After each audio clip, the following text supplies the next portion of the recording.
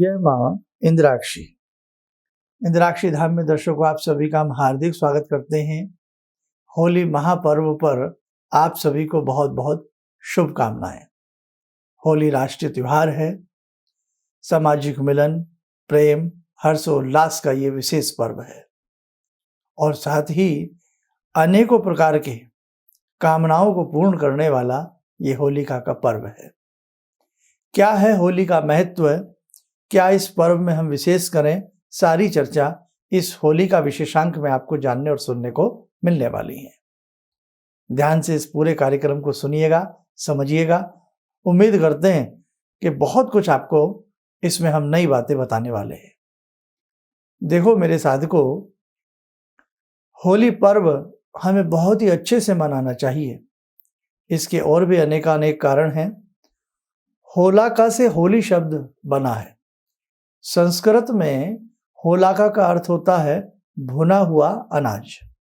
और आप देखते भी हैं जहाँ होलिका दहन की जाती है वहाँ पर लोग गेहूं की बालियां, अनाज आदि को भूनते भी हैं अपनी अपनी परंपराओं के हिसाब से। आज हमारे इस प्रकार के राष्ट्रीय पर्व, हमारे सनातन पर्व को बहुत ही विशेष रूप से मनाने की आवश्यकता है। आज का ये समय दोबारा हाथ नहीं आने वाला, इसलिए हमें अपने रीति रिवाज, अपनी प्राचीन परंपराओं को जीवित रखते हुए यदि हम आगे बढ़ेंगे तो आप माने न माने हमारे आने वाली पीढ़ी भी बहुत आगे बढ़ेगी। एक जमाना था कि उधमपुर की गूलर की बहुत बड़ी छड़ को, लट्ठे को जहाँ होलिका दहन की जाती है वहाँ उसको गाड़ दिया जाता था 8 दिन पहले। होलाष्टक हमने आपको बताए ही थे कि अष्टमी से जो होलाष्टक लगते हैं 8 दिन पर्यंत के उधमपुर की एक छड़ी गाड़ दी जाती है और जब तक होलिका दहन की रात्रि आती है तब तक अपनी अपनी श्रद्धा के अनुसार से उपले, कंडे, शुद्ध लकड़ियाँ आदि चारों तरफ आसपास के रहने वाले लोग चिन्ना वहाँ पर प्रारंभ कर देते हैं और देखते ही देखते होलिका दहन की रात्रि तक वहाँ एक विशाल लकड़ियों का, कंडों का समूह लग जाता है। एक चीज और आपको विशेष बताएं, जो ये हमारा होली का पर्व है ये अति प्राचीन पर्व है। भगवान श्री कृष्ण ने भी इस पर्व के बारे में उद्बोधन किया है और हमारे शास्त्रों में भी नाना भांति की बातें इस पर्व के बारे में जानने को मिलती हैं। आइए एक दृष्टि आप अपनी इस पर्व की प्राचीनता पर भी डालें। आइए देखें। शास्त्रों पुराणों में होलिका का महत्व है। कर्म मीमांसा एवं पुराणों के अनुसार होलिका महोत्सव का आरंभिक नाम होलाका था। महर्षि जैमिनी कृत कर्म मीमांसा शास्त्र में होलाकाधिकरण नामक स्वतंत्र कर्मकांड का वर्णन है। वात्स्यायन ऋषि ने पारंपरिक महोत्सवों में होलाका को श्रेष्ठ महोत्सव माना है। हेमाद्रि ने होलिका पूर्णिमा को हुताशनी कहा है। लिंग पुराण में फाल्गुन पूर्णिमा को फाल्गुनिका कहा गया है। इसे बाल क्रीड़ाओं से पूर्ण एवं लोगों को ऐश्वर्य देने वाली बताया गया है। वराह पुराण में इसे पट्टवास विलासिनी कहा गया है। फाल्गुन शुक्ल अष्टमी से पूर्णिमा तक 8 दिन होलाष्टक मनाया जाता है। कहने का भाव अति प्राचीन ये पर्व है। हम सब मिलकर के एक गरिमा के साथ होली को मनाएं। इस बार 17 मार्च को होलिका दहन है। होलिका दहन दिन में नहीं किया जाता है, सदैव रात्रि में होता है। भद्रिका रहित लग्न में होता है। जब भद्रिका चल रही होती है उस समय होलिका दहन नहीं की जाती। होलिका दहन की रात्रि महासिद्धि रात्रि कहलाती है। सिद्धियों को प्रदान करने वाली रात्रि कहलाती है। साधक गण होलिका दहन की रात्रि में नाना भांति की विशेष प्रकार की सिद्धियों को प्राप्त करते हैं और कुंडलिनी जागरण के साधक अपनी कुंडलिनी जागरण के हिसाब से अभ्यास से 60 चक्रों का भेदन करते हुए फुसफुसाती हुई कुंडली का जागरण कर लेती हैं। अंधकार रात्रि में चित्कार भरती हुई अग्नि की ज्वालाओं के समक्ष बैठ करके अनेकों अनेकों साधक अपनी कामनाओं को पूर्ण करने वाले विशेष मंत्रों को पढ़ते हैं। हमें 17 मार्च की रात्रि में, दहन की रात्रि में किन विशेष मंत्रों को पढ़ना है, किन विशेष मंत्रों की सिद्धि करनी है, इसके लिए हम 17 मार्च का जो हमारा कार्यक्रम आएगा सुबह का, वो आप जरूर देखिएगा, जिसमें हम लिखेंगे कि आज है होलिका दहन की रात्रि। ध्यान रखना, नोट कर लेना। उसमें हम आपको एक विशेष मंत्र बताएंगे और उस विशेष मंत्र की आप साधना करना। ये मंत्र आज के युग में, आज के समय में आपके बहुत काम आएगा। नज़र, टोक, जादू टोने से बचाव, साथ ही नाना भांति की शरीर में जो होने वाली बीमारियां होती हैं उनसे भी हमें भयमुक्त करता है। और बहुत सारी बातों में भगवान नरसिंह का मंत्र, विशेष मंत्र फलदायी होता है। आपने देखा प्रहलाद की बुआ, होली में जो लकड़ियों का एक चिन्ह रखा गया, चारों तरफ से चीनी गई और उसमें प्रहलाद की बुआ प्रहलाद को गोदी में लेकर के बैठ गई, क्योंकि उनको अग्नि सिद्धि थी। और जिस समय होलिका दहन की गई तो क्या महसूस हुआ कि प्रहलाद उसमें जल करके भस्म हो जाएंगे, लेकिन वो हरि भक्त हैं, हरि का स्मरण करते रहे और सिद्धि की कुसिद्धि प्राप्त हुई, जिसमें होलिका स्वयं ध्वस्त हो गई, प्रहलाद की बुआ, और प्रहलाद उसमें से सशरीर सुगंधि के साथ सही सलामत रहे। कहने का भाव, जीवन में कितनी भी दावानल आ जाए, जीवन में कितनी भी विपरीत परिस्थितियां आ जाएं, कितना भी अग्नि भय, चोर भय, स्वास्थ्य का भय, रोग भय क्यों ना हो जाए, जो हरि का स्मरण करता है, भगवान को भजता है, देव सत्ताओं का अनुसरण करता है, उसको कभी भी कोई चिंता नहीं सताती है। वो भगवत कृपा से भगवत धाम को प्राप्त करता है और अपनी मनोकामनाओं को पूर्ण कर लेता है। 17 मार्च की रात्रि में कुछ विशेष सामग्री लेकर के आप अपने साथ पहुंचे। आइए वो सामग्री मैं आपको लिखवा देता हूं, फिर आगे की चर्चा करता हूं। पूजन सामग्री: गंध, अक्षत, जल, पुष्प, धूप दीप, अबीर, गुलाल, तांबुल, सुपारी, गुड़ व गेहूं की बाली, कच्चा सूत, गिलोय, अगर तगर, जटामासी, कपूर व घी तेल में सना आटा। ये सारा सामान तैयार रखें।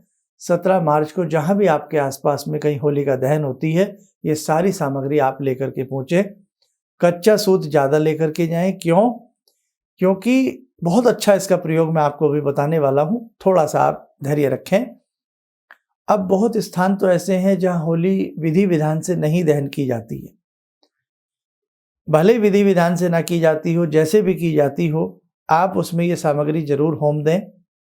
हमारे ऋषियों का चिंतन बहुत लाजवाब रहा है।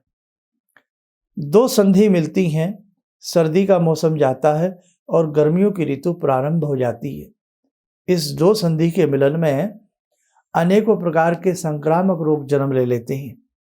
हैजा, तपेदिक, खसरा, चेचक, और एक तो रोग और बढ़ गया है, ये कोरोना वायरस। तो नाना भांति के जो संक्रामक रोग उत्पन्न होते हैं, होलिका दहन की पूर्णिमा की, फाल्गुन पूर्णिमा की रात्रि में, भद्रा रहित नक्षत्र, भद्रा रहित लगन में, एक विशेष समय में, एक फिक्स समय में इस प्रकार के द्रव्यों को होली में होमना हमारे पूरे वातावरण को शुद्ध बना देता है, जिससे संक्रामक रोग नष्ट होते हैं और अच्छे स्वास्थ्य की उत्पत्ति होती है। तो बहुत बड़ा ये कार्य, श्रेष्ठ कार्य हमारे ऋषि मुनि हजारों वर्षों से कराते आ रहे हैं।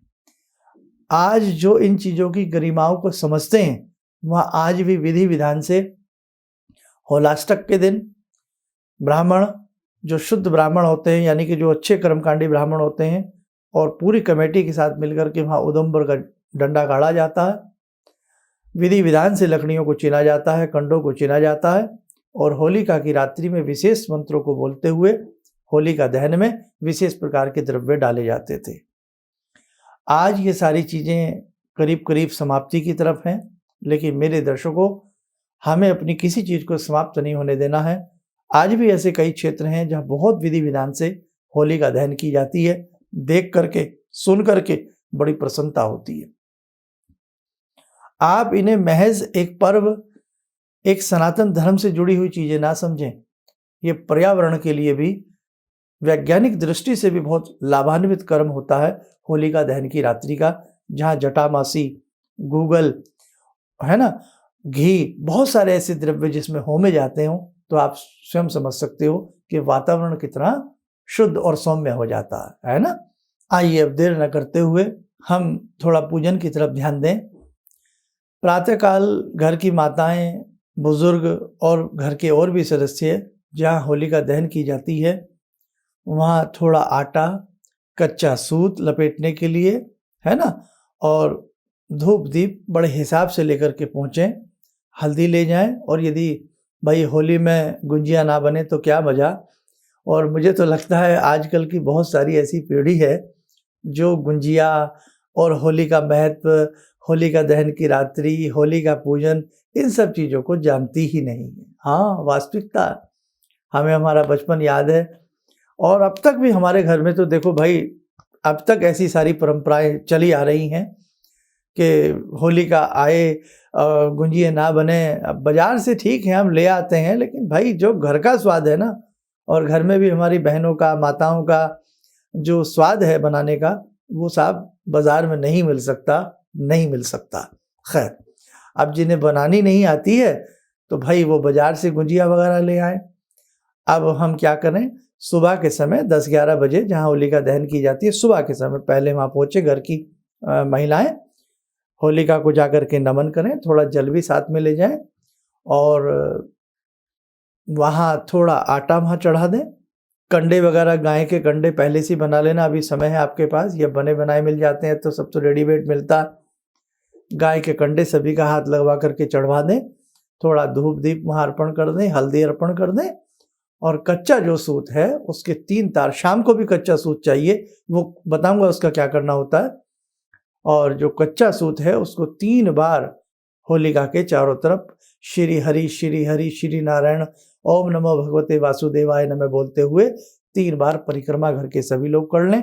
थोड़ा थोड़ा हल्का हल्का जल चारों तरफ छींटा मार दें, प्रणाम करके अपने घर में आ जावें।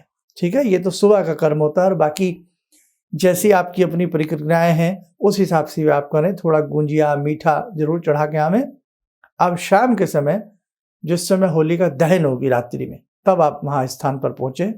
सबसे पहले उस भूमि को प्रणाम करें, नमन करें। नमन करने के बाद पान का पत्ता हाथ में ले लें, और उस पान के पत्ते के ऊपर थोड़ा थोड़ी सारी सामग्री जो मैंने बताई है, अगर तगर जो भी सारा सामान मैंने बताया, थोड़ा थोड़ा रख लें। फालतू सामान लेके जाएं, सबके हाथ में दे दें। घर के 2 लोग हैं, 3 लोग हैं, 4 लोग हैं, 4 पान के पत्ते ले जाएं, 5 ले जाएं, बाकी सारा सामान सबके हाथ में रख के होलिका को प्रणाम करें, अग्नि देवता को प्रणाम करें, यज्ञ देवता को प्रणाम करें, भगवान श्री हरि को प्रणाम करें, पुरुषोत्तम को प्रणाम करें।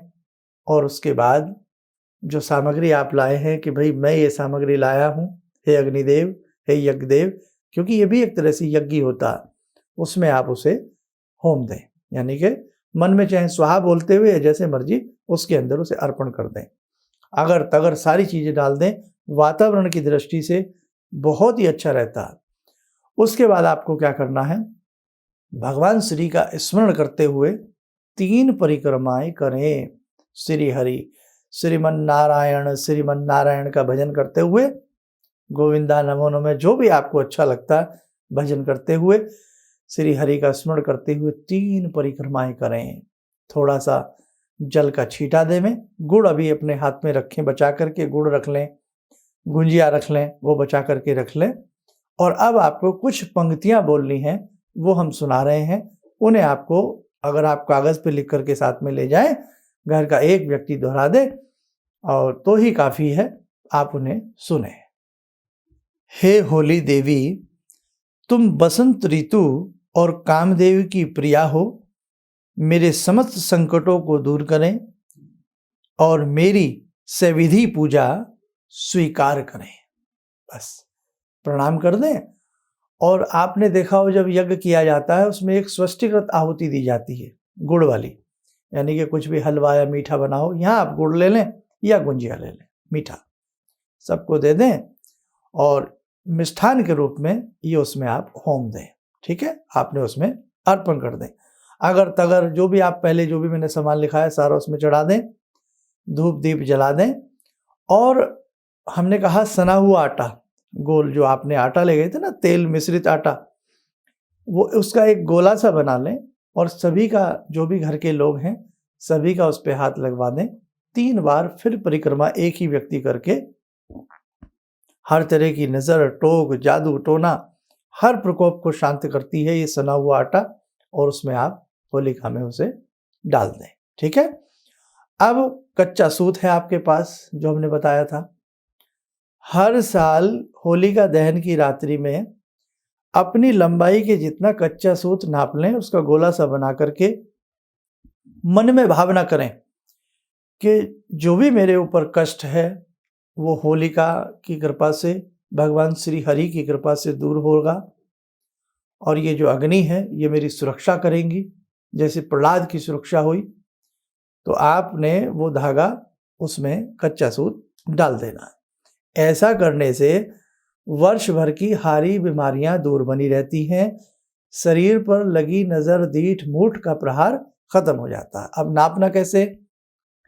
अपना सीधा खड़े हो जाएं, सभी को, जो भी आपके घर के लोग हों, दाहिने पाँव के अंगूठे में सूत को दबावें और सिर तक नाप करके ले जाएं, वहाँ तोड़ दें और गोला सा बना करके प्रणाम करके, हरी बीमारियां मेरी दूर हो, मैं स्वस्थ रहूं, ऐसी भावना करते हुए उसमें सबके हाथ से डलवा दें। बहुत छोटे बच्चे हों तो उनसे आप ले लें और उनका नाप भी दें और उनके नाम से उसमें डाल भी दें।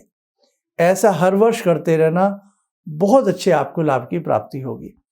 अब 3 उपाय और मैंने पहले भी बताए थे, ये बड़े अच्छे उपाय हैं। इन तीनों उपायों को भी आप लोग नोट कर लीजिए। विशेष उपाय नंबर 1, जो लोग फाल्गुन पूर्णिमा के दिन एकाग्र चित्त से हिंडोले में झूलते हुए श्री गोविंद पुरुषोत्तम के दर्शन करते हैं, चाहे मानसिक दर्शन करें या किसी मंदिर में बाद में जाकर के उनके दर्शन करें, पहले हिंडोले में झूलें, वे निश्चित ही वैकुंठ लोक में वास करते हैं। नंबर 2, यदि स्वयं या किसी को अत्यधिक भय लगता हो तब क्या करें? होलिका दहन की रात्रि में एक सूखा नारियल, लौंग, काला तिल, पीली सरसों, जिसको डर लगता हो उसके ऊपर से 21 बार उतार लें। या जो डिप्रेशन में हो उनके लिए भी ये उपाय है। जिनके मन में शांति ना रहती हो, घबराहट रहती हो, भय रहता हो, उनके लिए भी है। 21 बार उतार के, या स्वयं के साथ ऐसा रहता हो तो अपने ऊपर से भी 21 बार उतार करके होली की अग्नि में डालें, भय का नाश होता है।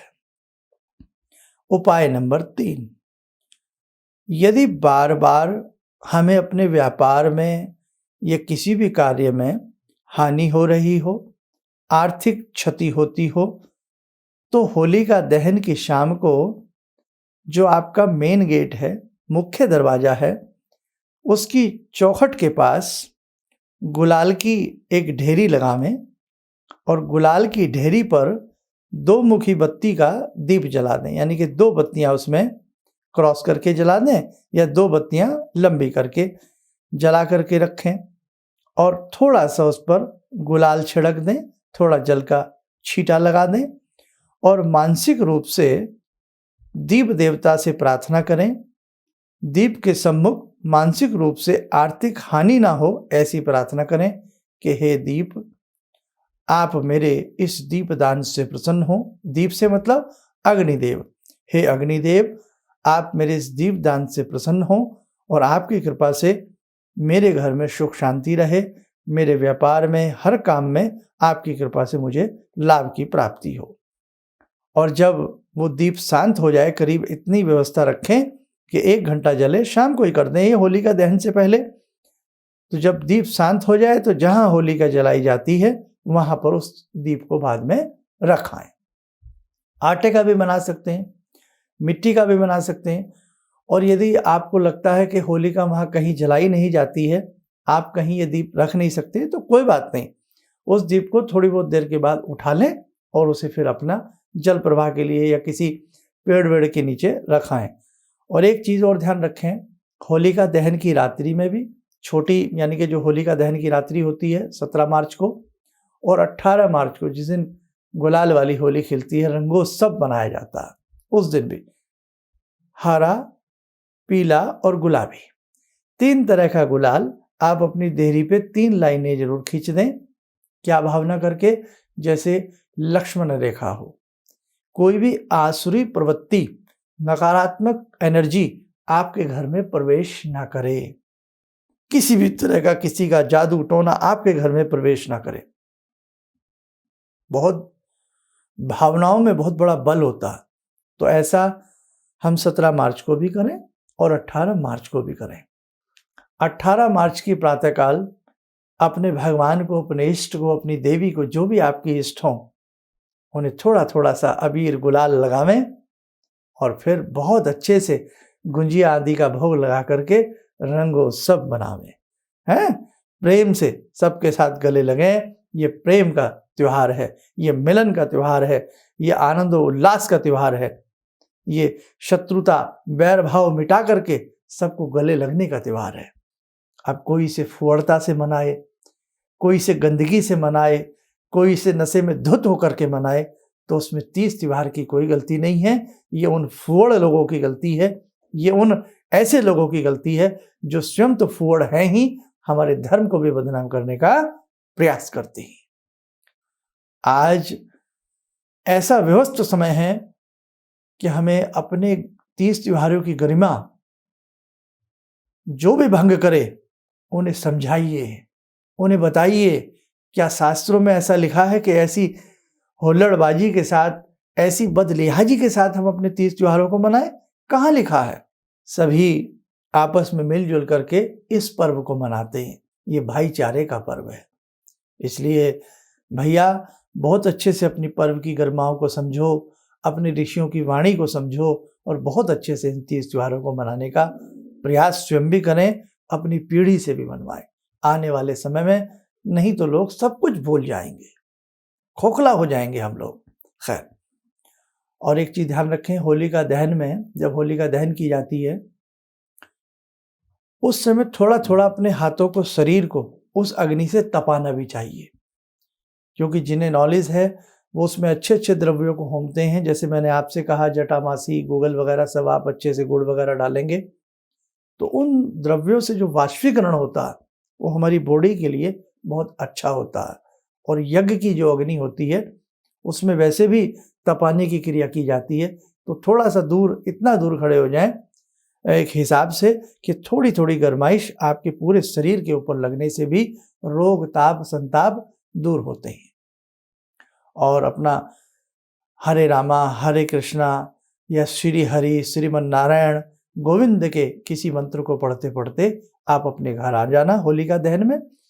और जिनके पास, जिन्हें नया अन्न मिल जाता है, गेहूं की बालियां मिल जाती हैं और ईख मिल जाए, तो वो होलिका दहन की रात्रि में, होली में उन गेहूं की बालियों को, ईख को, गन्ने को थोड़ा सा भून करके घर भी ले आए और प्रसाद के रूप में थोड़ा थोड़ा भुना हुआ गेहूं सबको दिया जाता है। गन्ना भी थोड़ा थोड़ा सा दिया जाता है। और बाकी फिर अपने घर में आकर के सबको आमोद प्रमोद करें, बच्चों से प्रेम करें, बड़ों का आशीर्वाद ग्रहण करें और उत्सव मनाएं। और जल्दी सो जाना है ना, ताकि सुबह जल्दी उठ करके रंगोत्सव की आप लोग अच्छे से तैयारी करें। और ध्यान रखें, आपके घर में भी अगर कोई ऐसे व्यक्ति हों जिन्हें होली से बहुत डर लगता हो, उन्हें होली के पर्व को, होली के तीज को अच्छे से समझाइए। ऐसे बहुत लोग हैं जो होलिका के सुबह सुबह घर में बंद हो जाते हैं, दरवाज़ा बंद कर लेते हैं, हो हुल्लड़ से डरते हैं। उनकी भी गलती नहीं है। तो इसलिए इस बार बहुत गरिमा के साथ, बहुत अच्छे तरीके से हमें होली मनानी है। ज़्यादा कुछ नहीं कहता हूँ। अब मुझे लगता है मैंने आपको सब कुछ इसमें करीब करीब बता दिया है। कोई छूट गया हो, कोई बात रह गई हो, उसके लिए क्षमा चाहता हूँ। और थोड़े को ही ज़्यादा समझते हुए आप और अच्छे से अपने इस तीज त्योहार को मनाने का प्रयास करना। और एक बात विशेष कि होलिका की रात्रि एक विशेष रात्रि होती है, विशेष मंत्रों की सिद्धि की जाती है। हम कौन से विशेष मंत्रों की सिद्धि होलिका की रात्रि में करेंगे, उसके लिए आप हमारा नेक्स्ट कार्यक्रम सुनिएगा, देखिएगा। बहुत ही शानदार मंत्र होलिका की रात्रि में आप सबको करना है। और ख़ास तौर से जितने भी इंद्राक्षी धाम से जुड़े साधक लोग हैं, आप तो कतई भी करना ना भूलें। हम ये कार्यक्रम आपके लिए फेसबुक पेज पर भी मुहैया करा देंगे। और इसके बाद जो दूसरा हमारा कार्यक्रम होगा मंत्र की सिद्धि वाला, होलिका की रात्रि में किस मंत्र को पढ़ें, वो फेसबुक पेज पर भी देखने को मिल जाएगा और हमारे यूट्यूब के दोनों ही चैनल पर आपको देखने को मिल जाएगा।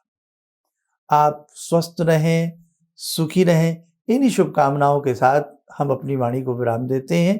आप सभी को होली की बहुत बहुत शुभकामनाएं। जय जय अम्बे। भगवान से जुड़ो और भगवान से जुड़ने का जरिया आपने बताया, बहुत अच्छा लगा, बहुत धन्यवाद। और सनातन धर्म को जिंदा रखने के लिए आप जो प्रयास कर रहे हैं वो बहुत सराहनीय है। हम लोग को मौका मिला है, हम लोग भाग्यशाली हैं जो आपके करीब आने का हम लोग को मौका मिला है। किसी भी समस्या के समाधान के लिए मिले प्रसिद्ध हस्तरेखा एवं वास्तु विशेषज्ञ प्रोफेसर धर्मेंद्र शर्मा जी से। नोट: शिविर में भाग लेने हेतु एवं व्यक्तिगत रूप से मिलने के लिए कॉल करने का समय सुबह 10 बजे से शाम 6 बजे तक।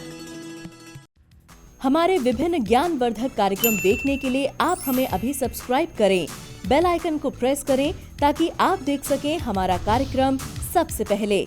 और अधिक जानकारी के लिए फेसबुक पेज को लाइक करना न भूलें।